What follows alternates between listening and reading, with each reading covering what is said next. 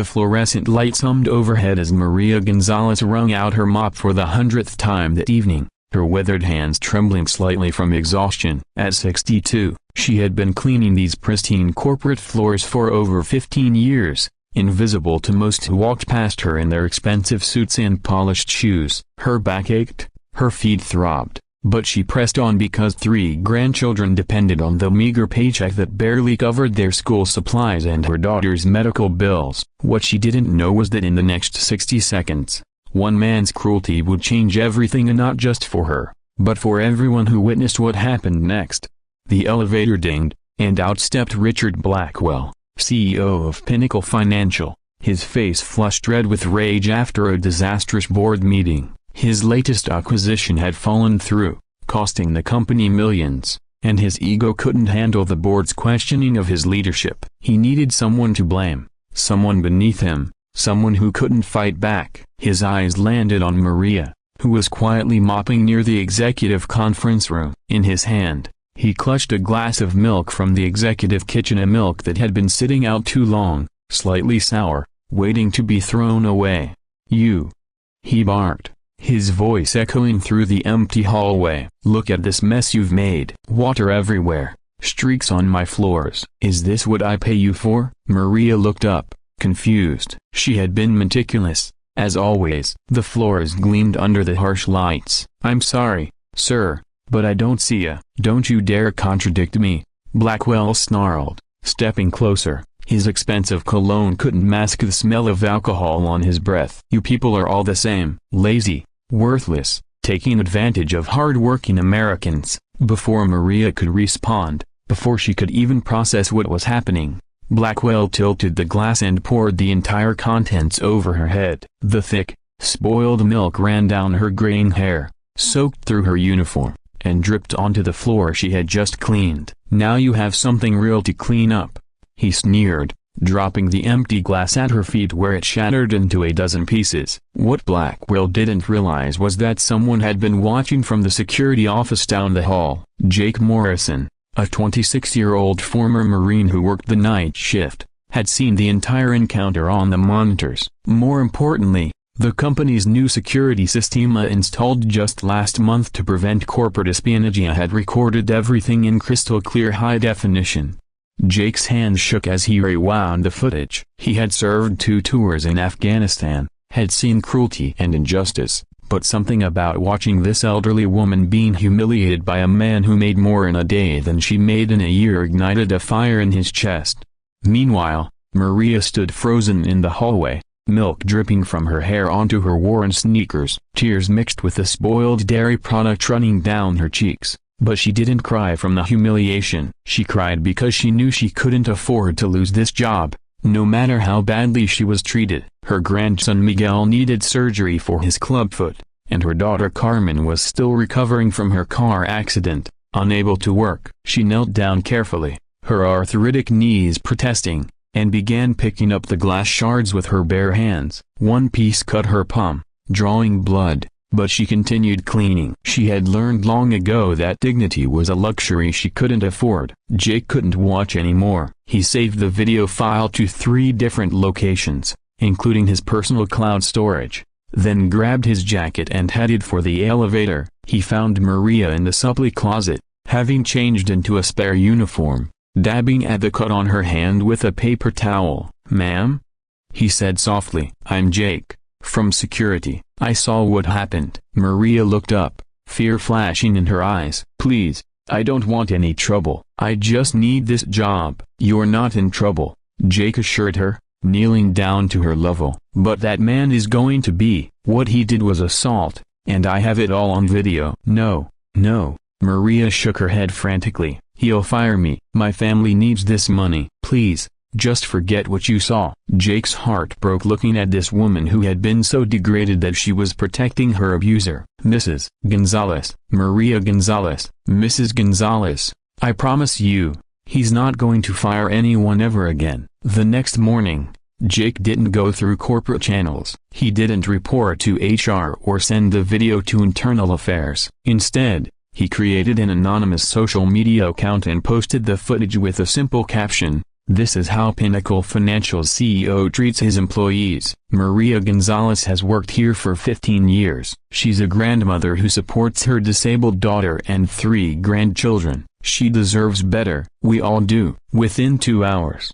the video had been shared 1,000 times. By lunch, it was trending nationally. News outlets picked it up by evening, and by the next morning, Pinnacle Financial's stock had dropped 12%. The phones rang non-stop with reporters, angry customers, and potential clients withdrawing their business. But the real power came from an unexpected source. Dr. Jennifer Walsh, a child psychologist from Seattle, saw the video and recognized something that others missed. In the background of the security footage, barely visible, was a small framed photo on Maria's cleaning cart. It showed a young boy with leg braces, clearly her grandson Miguel.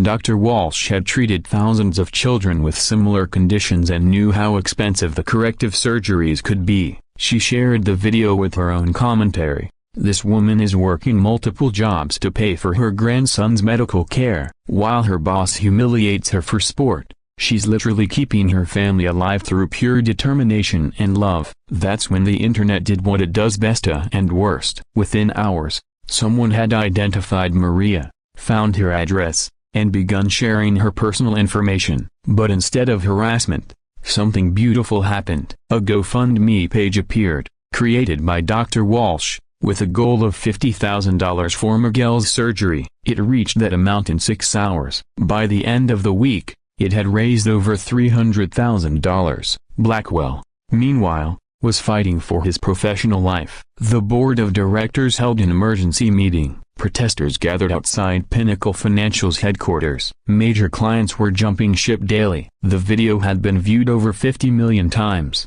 making Richard Blackwell the most hated CEO in America. His wife filed for divorce. His country club membership was revoked. His own mother called to say she was ashamed of him. But the final blow came from an unexpected source via his own employees. On Friday morning, every single worker at Pinnacle Financial, from executives to maintenance staff, wore a small pin with Maria's photo on it. They had organized secretly through encrypted messaging, united by their disgust at their CEO's behavior. The message was clear: we stand with Maria, not with you. The board met that afternoon and unanimously voted to terminate Richard Blackwell's employment. Effective immediately, his severance package was donated to children's medical charities.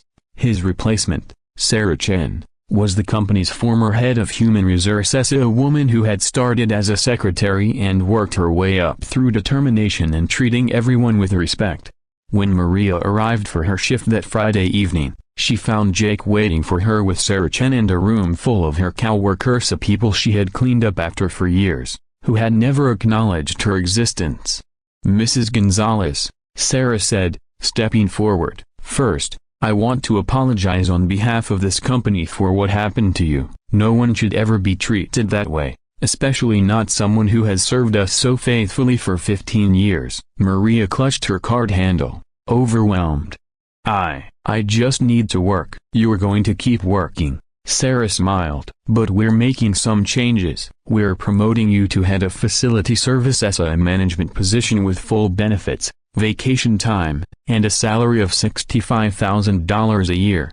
Maria's knees buckled. Jake caught her arm as she steadied herself. "I don't understand. This company forgot who we really are," Sarah continued. "We're not just numbers on a spreadsheet. We're people who depend on each other, who should lift each other up. You've been lifting us up for 15 years. It's time we returned the favor." Through tears, Maria looked around the room at faces she had seen every day but never truly met. Her coworkers, her new colleagues, were smiling, some crying themselves. "There's more," Jake added softly. "The GoFundMe for Miguel's surgery raised enough money for his operation, plus college funds for all 3 of your grandchildren. And this is from me personally." He handed her an envelope. "It's not much, but my family wanted to contribute to your daughter's medical expenses." Inside was a check for $10,000, along with a note that read, "Thank you for showing us what real strength looks like." From one Marine family to another warrior. 6 months later,